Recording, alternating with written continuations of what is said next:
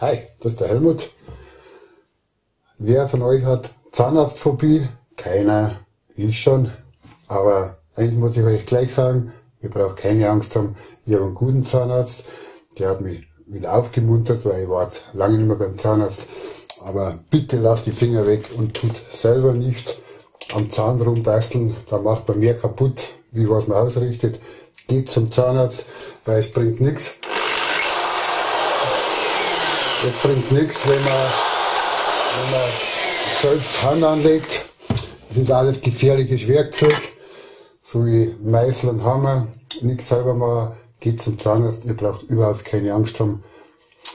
Ja, Zahnarztphobie ist einfach so eine Sache, gell?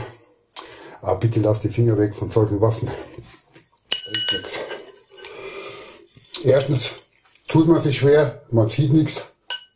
Ja, man sieht einfach nichts. Also gehe ich doch lieber zum Zahnarzt. Scheiß auf die Zahnarztphobie.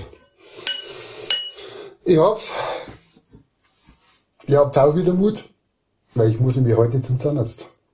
Tja, da oben ist irgendwas Kurioses. Ja, da muss er wieder bohren. Sagen wir mal ganz ehrlich, der Bohrer ist zu groß.